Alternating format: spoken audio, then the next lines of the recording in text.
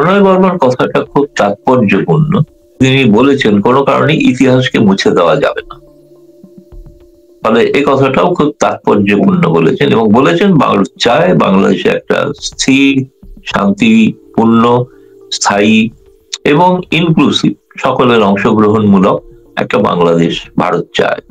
দ্বিতীয়, ঐতিহাসিক যে কতগুলি ঘটনা, যেগুলো সিদ্ধান্ত, যেগুলো পাকিস্তানের বিরুদ্ধে, অত্যাচারী শোষক পাকিস্তানের বিরুদ্ধে যে পরাজয় ভারত জয় ছিনিয়ে এনেছিল মুক্তিযোদ্ধাদের সহযোগিতায়, তাকে ভুলিয়ে দাঁড়া দেবেন, তাদের তাদের বাস্কেটে সমস্ত ডিম রাখতে হবে, এটা হয় কখনো? সুতরাং দিনে দিনে প্রমাণিত হচ্ছে, দিনে দিনে এদের মুখোশ উন্মোচিত হচ্ছে। শেখ হাসিনা তো ভারতে আনুষ্ঠানিকভাবে এসছেন, ভারতের পার্লামেন্টে ঘোষণা করা হয়েছে তিনি এসেছেন, ভারতের পার্লামেন্টে বলা হয়েছে তাকে মানবিক কারণে আশ্রয় দেওয়া হয়েছে, সবই তো ভারতের পার্লামেন্টে বলা হয়েছে। বাংলাদেশ তো কোনোদিন অফিসিয়ালি আসাদুজ্জামান কামালকে ফেরত দেওয়ার কথা তো বলেইনি। আসাদুজ্জামান কামালকে ফেরত দেওয়ার কথা উনি তো সঠিক কথাই বলেছেন, ভারত তো ঘোষণা করেনি যে আসাদুজ্জামান কামাল ভারতে আছেন। জয়শঙ্কর আসলে কি বলেছেন এনডিটিভিতে, আপনি কিভাবে শুনেছেন বিষয়টা? জয়শঙ্কর পররাষ্ট্রমন্ত্রী গতকাল হিন্দুস্তান টাইমসের একটা লিডারশিপ সামিট ছিল, সেই সামিটে প্রধানমন্ত্রী নরেন্দ্র মোদী সন্ধ্যাবেলায় তিনি শেষ ভাষণ দিয়েছেন, কিন্তু তার আগে দুপুরে জয়শঙ্কর পররাষ্ট্রমন্ত্রী আমন্ত্রিত ছিলেন। সেখানে ভাষণ এবং উপস্থিত যত অতিথি ছিলেন, বিশেষভাবে আমন্ত্রিত অতিথি, তাদের অনেকে প্রশ্ন করেছিলেন তাকে। সেই প্রশ্নের জবাবে তাকে প্রশ্ন ছিল যে শেখ হাসিনা কতদিন ভারতে থাকবেন। তিনি তার জবাবে যেটা বলেছেন যে শেখ হাসিনা একটা বিশেষ পরিস্থিতিতে ভারতে এসছেন এবং তিনি ভারতে আছেন, এবং তিনি যতদিন চাইবেন ততদিন ভারতেই থাকবেন। মানে প্রকারান্তরে বুঝিয়েছেন যে শেখ হাসিনাকে আদৌ বাংলাদেশের হাতে প্রত্যার্পণ করা হচ্ছে না। এটা পররাষ্ট্রমন্ত্রীর ঘোষণা, মানে এটা সর্বশেষ সিদ্ধান্ত ভারত সরকারের।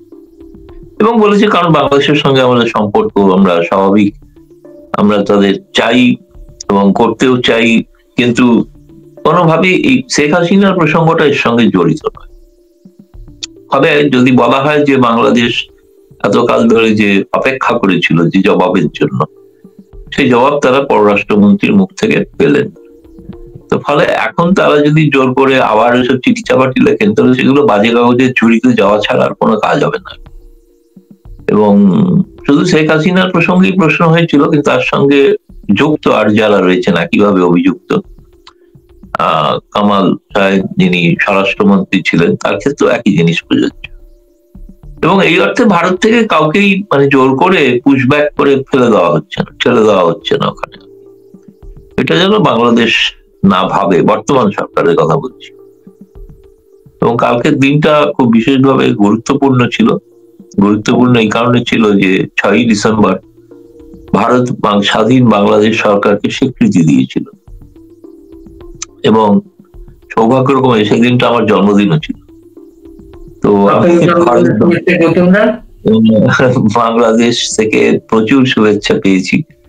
এই অবস্থাতেও ওখানে অনেক শুভানুদ্দায়ী আছেন, তাদেরকে আমি তোমার মাধ্যমে তাদের কাছে আমার কৃতজ্ঞতা, অফুরন্ত ভালোবাসা পাঠাচ্ছি, যে তারা যেভাবে আমাকে শ্রদ্ধা জানিয়েছেন, আমি সত্যি খুব অভিভূত। কিন্তু যেটা দুঃখের বিষয় সেটা হচ্ছে যে ভারতীয় হাই কমিশন ঢাকায় গতকাল একটা অনুষ্ঠান করেছিল সেই দিনটি উপলক্ষে, এবং তাতে তারা বলেছিলেন যাতে প্রণয় বর্মার যে ভাষণটা আমি পড়লাম আজকে কিছু কাগজে, তিনি বলেছেন কোনো কারণে ইতিহাসকে মুছে দেওয়া যাবে না। ফলে এই কথাটাও খুব তাৎপর্যপূর্ণ বলেছেন, এবং বলেছেন চায় বাংলাদেশে একটা স্থির, শান্তিপূর্ণ, স্থায়ী এবং ইনক্লুসিভ, সকলের অংশগ্রহণমূলক একটা বাংলাদেশ ভারত চায়। ফলে ভারতের নীতি একদিকে যেদিন পররাষ্ট্রমন্ত্রী বলছেন, অন্যদিকে হাই কমিশনার প্রতিধ্বনি করছেন ঢাকায়। আমি দুর্ভাগ্যজনক দিয়ে শুরু করেছিলাম শব্দটা এই কারণেই যে দিল্লিতে বাংলাদেশ হাই কমিশন এই দিনটি উদযাপন করে। সুতরাং স্পষ্ট হয়ে গেল মেরুকরণটা এখানে বসে বাংলাদেশের হাই কমিশনার ভারতের সঙ্গে সুসম্পর্ক রাখার প্রচুর জ্ঞানগর্ভ ভাষণ দিচ্ছেন, কিন্তু ভারতের সঙ্গে বাংলাদেশের সম্পর্কের কতগুলো মৌলিক ভিত্তি আছে, সেই ভিত্তিগুলোকে তিনি অবশ্য, আমি তাকে দোষ দেবো না, কারণ তিনি সরকারি কর্মচারী, তিনি যেমনটি নির্দেশ পাবেন, মানে ইউনূস সরকার তার পেছনের জামায়াত দক্ষিণপন্থীদের থেকে, সেরকমই নির্দেশ মেনে তাকে চলতে হবে তিনি যদি চাকরি করতে চান। তো এখন এই চাকরি করার কারণে তিনি ব্যক্তিগতভাবে অবশ্য আমি জানি যে 16ই ডিসেম্বরটা তিনি উদযাপন করবেন। 16ই ডিসেম্বর দিল্লি রায় কমিশনে উদযাপিত হবে, আমি জানি না শেষ মুহূর্তে বাতিল, বাংলাদেশে তো কুচকাওয়াজ বাতিল হয়ে গেছে। কিন্তু প্রণয় বর্মার কথাটা খুব তাৎপর্যপূর্ণ। ওখানে যাই হোক, ইতিহাস মুছে দেওয়া যাবে না। ফজলুল, বলো পরের প্রশ্ন। বিষয়টা হচ্ছে এই যে 6 তারিখে 6 ডিসেম্বর বাংলাদেশের জন্য খুব ঐতিহাসিক একটা দিন। সেদিন ভারত বাংলাদেশকে স্বীকৃতি দিয়েছিল। তো আপনি বললেন দিল্লিতে বাংলাদেশ হাই কমিশন এর কোন অনুষ্ঠান করেনি, এটা কি প্রথম না সবসময় একটা অনুষ্ঠান হতো দিল্লিতে সবসময়? না, অ্যাকচুয়ালি এই দিনটা আমার যতদূর মনে হয় সর্বশেষ শেখ হাসিনা প্রধানমন্ত্রী নরেন্দ্র মোদীর মধ্যে যে বৈঠক হয়েছিল সেটা 2022 সালে হবে। তখন সিদ্ধান্ত হয় যে এই দিনটাকে মৈত্রী দিবস হিসেবে পালন করা হবে। তারপর তো পালিত হতো, কিন্তু 2024 সালের 6 ডিসেম্বর পালিত হয়নি। 5ই আগস্টের পালাবদলের পর 24 সালে যেমন পালিত হয়নি, তেমনি এবছর 25 সালেও পালিত হলো না। এরকম নয় যে এটা 50 বছর ধরে পালিত হয়ে আসছে, এমন নয়। এই দিনটাকে স্বীকৃতি দেওয়া হয়েছিল এই দিনটিকে মনে রাখার জন্য, ইতিহাসকে মনে রাখা দেওয়ার জন্য, যে বিজয়ের 10 দিন আগে কিন্তু ভারত বাংলাদেশকে স্বীকৃতি দিয়েছিল। বিজয় হয় কিন্তু 16ই ডিসেম্বর। ফলে এই দিনটার একটা তাৎপর্য আছে, এবং তাৎপর্য আছে বলেই উভয় দেশ সম্মত হয়েছিলেন যে এই দিনটিকে তারা উদযাপন করবে। তো এখন ঠিক এই কারণে স্পষ্ট হয়ে যায়, যখন কেউ প্রশ্ন করেন না, বাংলাদেশে অনেকেই আছেন বা ভারতেরও এক একজন বোদ্ধা পণ্ডিত, আরে ভারত কেন স্কুলে কেবলমাত্র আওয়ামী লীগ সরকার কি করে, আর কোনো রকম নেই, আর কেন নেই, কেন তোকে দেখা যাচ্ছে, কেন করবে, করলে তো আমি ভারত বিরোধী হয়ে যাব। প্রশ্ন হচ্ছে যে দিতে ঐতিহাসিক যে কতগুলি ঘটনা, যেগুলো সিদ্ধান্ত, যেগুলো পাকিস্তানের বিরুদ্ধে অত্যাচারী শোষক পাকিস্তানের বিরুদ্ধে যে পরাজয় ভারত জয় ছিনিয়ে এনেছিল মুক্তিযোদ্ধাদের সহযোগিতায়, তাকে ভুলিয়ে দাঁড়া দেবেন, তাদের বাস্কেটে সমস্ত ডিম রাখতে হবে, এটা হয় কখনো? সুতরাং দিনে দিনে প্রমাণিত হচ্ছে, দিনে দিনে এদের মুখোশ উন্মোচিত হচ্ছে, আর অসহায়ের মতো বসে আছে। তারাও কিন্তু মুক্তিযুদ্ধে অংশগ্রহণ করেছিলেন, বিএনপির অনেক নেতা, তাদেরও অনেকে আছেন বীর মুক্তিযোদ্ধা, নেই তা নয়, কেবলমাত্র আওয়ামী লীগের ছিলেন তা নয়, কিন্তু তারা নীরব। কেবলমাত্র চুক্তিটা শেখ হাসিনার সময় হয়েছিল বলে তারা 6 ইতিহাসকে ভুলে যাবেন। ইতিহাসকে ভুলে যেতে যদি চান, তাহলে তারা মার্চ ভুলে যান, তাহলে তারা ডিসেম্বর ভুলে যান, তারা তখন সারা জীবনের জন্য মনে রাখবেন খালি জুলাই আর আগস্ট, যেটা একটা প্রতিবিপ্লব। সুতরাং এই প্রতিবিপ্লব আমি এই কারণে বলছি, আমি আওয়ামী লীগ শেখ হাসিনা পরাস্ত হয়েছেন সে কারণে বলছি না, আমি বলছি যে বাংলাদেশের একটা প্রগতিশীল সরকারকে উৎখাত করে দেওয়া, ভারতের সঙ্গে যাদের সুসম্পর্ক ছিল সেটা উৎখাত করে দেওয়া, সেটাকে যারা করেছেন সেটাই হচ্ছে প্রতিবিপ্লব, সেটা বিপ্লব না। ওটাকে বিপ্লব যখন আমি বলি জুলাই প্রতিবিপ্লব বলে বলি, তো সেইটা এই কারণেই আর কি দুর্ভাগ্যজনক বিষয়, কিন্তু ইতিহাস মুছে দেওয়া যাবে না, প্রণয় বর্মা বলেছে। গৌতম নাহানি, আপনি একটা কথা উল্লেখ করলেন এখানে, যে যেখানে শেখ হাসিনার বিরুদ্ধে রায়ের পরে বাংলাদেশ ভারতকে তাকে প্রত্যর্পণের জন্য চিঠি দিয়েছে এবং বাংলাদেশ সেই চিঠি অপেক্ষা করছে। সর্বশেষ পররাষ্ট্র উপদেষ্টা বলেছেন ভারতের পক্ষ থেকে কোনো সাড়া নেই। জয়শঙ্করের বক্তব্যে এক ধরনের চিঠির জবাব দেওয়া হয়েছে, তাই তো? একদম, এটা তো মৌখিক ভাবে দেওয়া হলো। এখন তারা যদি লিখিত ভাবে দেওয়ার বা একটা ভিন্ন নিয়ম আছে, কূটনৈতিক ভাষাটা ভিন্ন আর কি। সেটা হচ্ছে ওনারা যে চিঠিটা দিয়েছেন, যে রায়ের উল্লেখ করে চিঠি দিয়েছেন, এখন ভারতের নিয়ম অনুসারে ভারত আগে প্রত্যাখ্যান করার আগে, জয়শঙ্কর কিন্তু বলেননি কালকে যে আমরা ওদের আবেদন প্রত্যাখ্যান করেছে। তিনি প্রকারান্তরে বুঝিয়ে দিয়েছেন যে ওটা প্রত্যাখ্যিত হবে, কিন্তু সব কথা না বলেও বলেছেন অনেক কথা। কিন্তু আমি বলছি সেটা স্বাভাবিক যে উত্তরটা যাওয়া উচিত বা যেতে পারে বা যাবে বলে আমার মনে হয়, সেটা হচ্ছে যে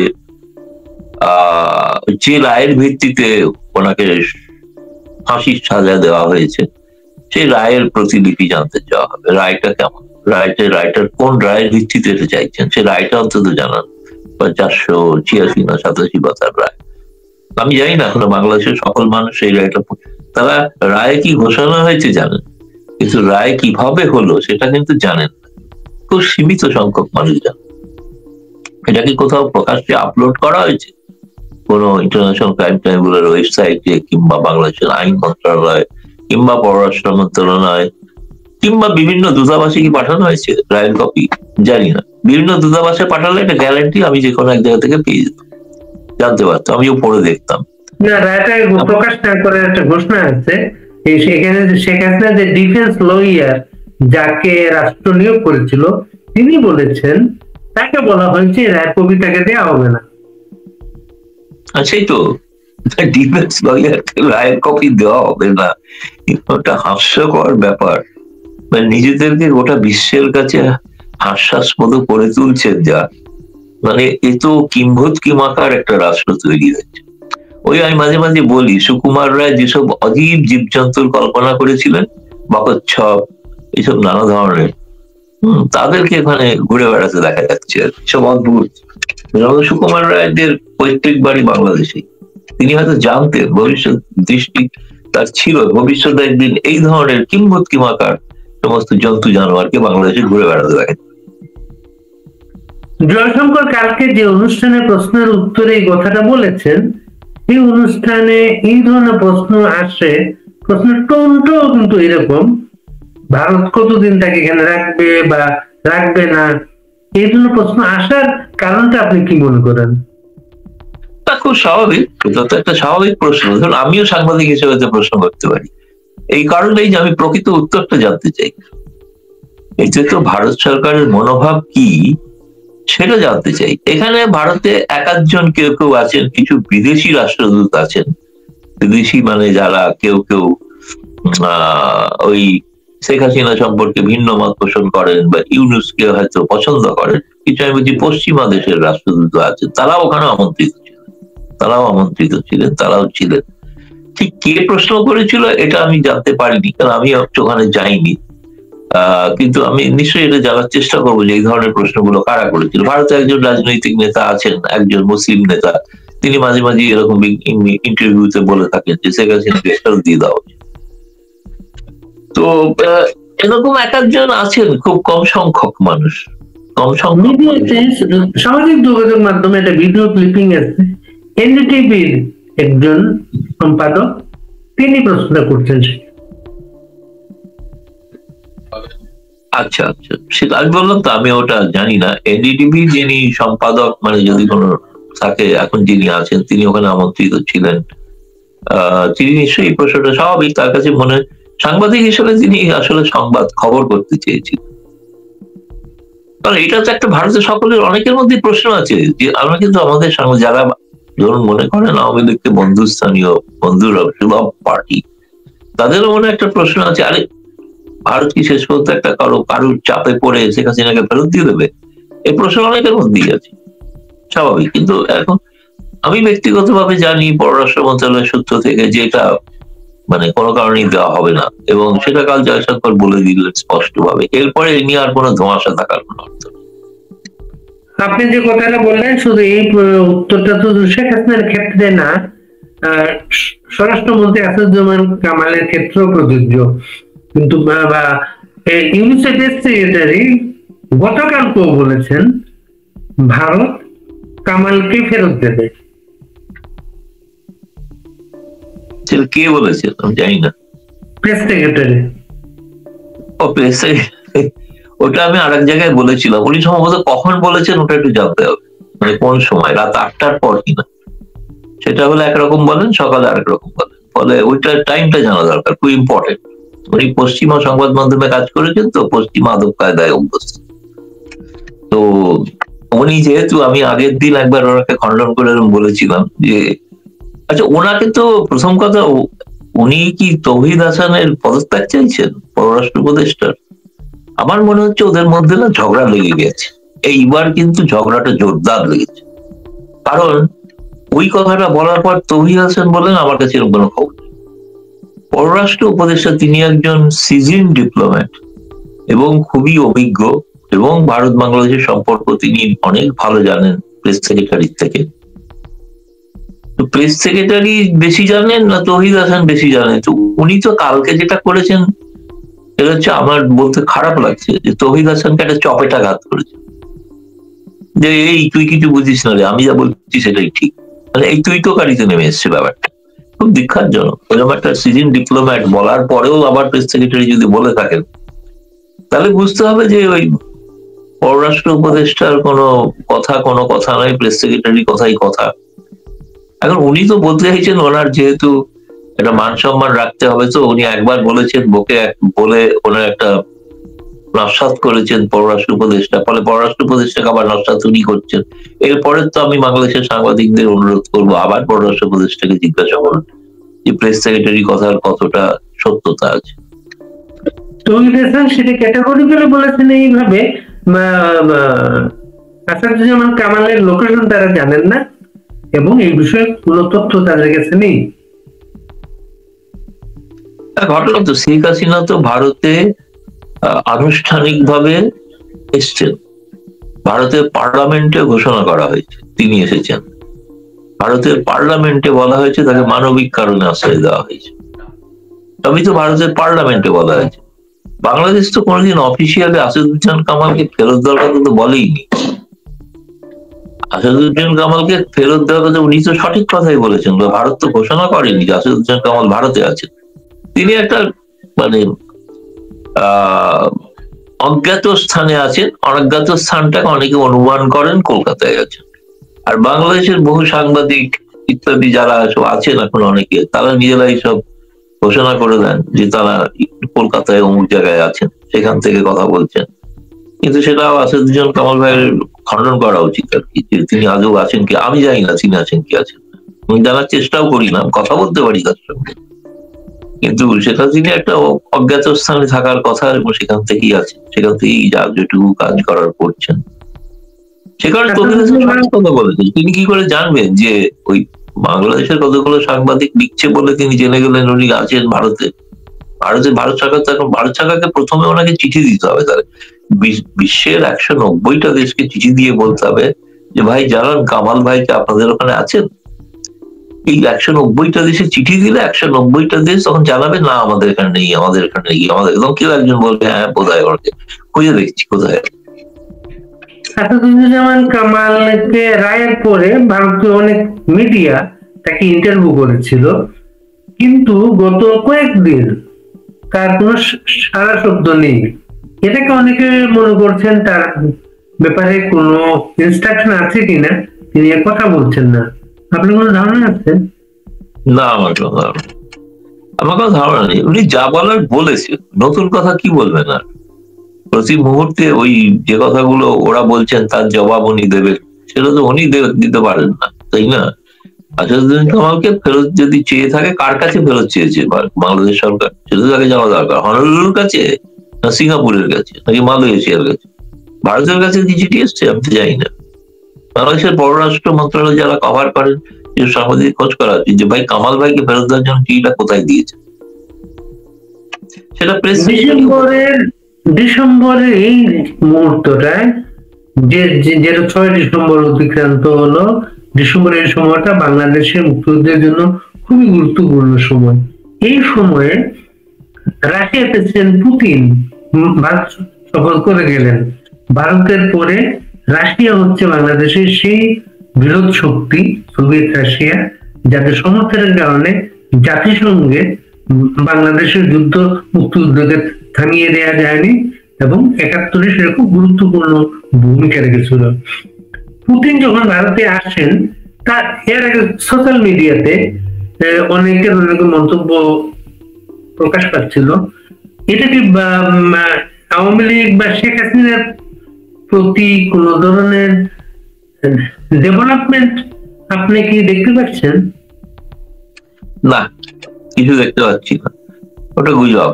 কারণ পুতিন একজন রাষ্ট্রপ্রধান, তার সফরসূচি গোপন থাকে না, ফলে তার সফরসূচি প্রকাশ্যে ঘোষণা করা হয়। তাতে ঘোষণা করা ছিল তিনি কি কি করবেন। এমনকি তিনি ভারতের বিরোধী নেতা রাহুল গান্ধীর সঙ্গে দেখা করেন, ভারতের বিরোধী কংগ্রেস দলের সভাপতি মল্লিকার্জুন খাড়গে তার সঙ্গে দেখা করেন। নৈশভোজে তারা দুজনে আমন্ত্রিত ছিলেন ভারতের পররাষ্ট্র মন্ত্রণালয়ের স্ট্যান্ডিং কমিটির চেয়ারম্যান শশী থারুর, তিনি কংগ্রেসের সদস্য। তিনি এসব ছেড়ে হঠাৎ শেখ হাসিনার সঙ্গে দেখা করলেন, এরকম একটা গুজব, মানে খুবই কষ্টকল্পিত আর কি। মনে হয় উত্তর দিয়ে ওই গুজবকে মাহাত্ম দেওয়ার কোনো প্রয়োজন মনে করছে। তবে বাংলাদেশ প্রসঙ্গে আলোচনা হয়েছে, এটা ভারতের পররাষ্ট্র সচিব বিক্রম মিশ্রি তিনি এক প্রশ্নের উত্তরে বলেছেন, যে প্রশ্নের উত্তরটা ট্রান্সক্রিপ্টটা ভারতের পররাষ্ট্র মন্ত্রণালয়ের ওয়েবসাইটে দেওয়া আছে। তাতে এক সাংবাদিক প্রশ্ন করেছিলেন রূপপুর পারমাণবিক বিদ্যুৎ কেন্দ্র নিয়ে, যে সেখানে তো রাশিয়ার সহযোগিতায় হচ্ছে, ভারত সেখানে অন্যতম অংশীদার, ফলে এর ভবিষ্যৎ কি? তখন পররাষ্ট্র সচিব জানিয়েছেন, হ্যাঁ, এটা একটা অনগোয়িং প্রজেক্ট। এই বিষয়ে আমরা মানে ভারত সরকার, বাংলাদেশ সরকার এবং রাশিয়া সরকারের সঙ্গে আলাপ আলোচনা চালিয়ে যাচ্ছি। এবং ফলে তার থেকে অনুমেয়, এবং এর পরে যখন আমি যৌথ বিবৃতি দেখলাম, যৌথ বিবৃতিতে আঞ্চলিক বিষয়ে আলোচনা হয়েছে বলে বলা হয়েছে, সেখানে বাংলাদেশের নাম নেই, কিন্তু সন্ত্রাসবাদ দমনে দুই দেশ এবং সীমান্ত পারের সন্ত্রাসবাদের বিরুদ্ধে দুই দেশ একত্রে তারা এইটাকে নিন্দা করছে এবং তার মোকাবিলা করবে, এই সিদ্ধান্তে তারা এসছেন। ধরেই নেওয়া যায় যে সেটা বোধ উভয়ই বাংলাদেশ এবং পাকিস্তান, দু দেশের সীমান্ত পারের সন্ত্রাস, যেখানে সন্ত্রাসবাদীরা এখন আগে চিড়িয়াখানায় ছিল, জেলখানা নামক, কিন্তু এখন তারা ঘুরে বেড়াচ্ছে প্রকাশ্যে, এখন অভয়ারণ্য, সন্ত্রাস জঙ্গিদের অভয়ারণ্য হয়েছে বাংলাদেশ। ফলে এখন সেই অভয়ারণ্যে দেখছে না, মাঝে মাঝে কেউ কেউ হঠাৎ হঠাৎ জাতীয় প্রেস ক্লাবে এসে পাগলের মতো প্রোগ্রাম বকছে। তো এখন সেসব জিনিস অনেকে আমাকে বলেছে, আরে এটা ভারত উত্তর দেবে কারণ যে পাগলের কথা কেউ উত্তর দেয় কখনো? সম্ভব না। কেউ একটা কথা আছে বাংলায়, পাগলকে সাঁকো নাড়াতে বলো, তাহলে সে সাঁকো নাড়াতেই থাকবে। সেই জন্য উপেক্ষা করাটা ভালো। বাংলাদেশের কিংস পার্টি যেটা এনসিপি নেতা নাসির পাটোয়ারি গতকালকে একটা বক্তৃতায় ভারতকে সতর্ক করে দিয়ে বলেছেন, ভারত যাতে বাংলাদেশের নির্বাচনে কোনো হস্তক্ষেপ করতে না চায়, কারণ বাংলাদেশে অনেক স্থাপনা রয়েছে, ভারতীয় অনেক স্থাপনার নিরাপত্তার বিষয় রয়েছে। এটা কি ভারতীয় কোনো মিডিয়ায় নিয়েছে হুঙ্কার? বাংলাদেশের ওই যত সব উঠতি নেতা আজকাল নানা রকম বলে টলে, এদের গুরুত্ব দিয়ে ছাপার মতো জায়গা ভারতে নেই, কেউ ছাপে।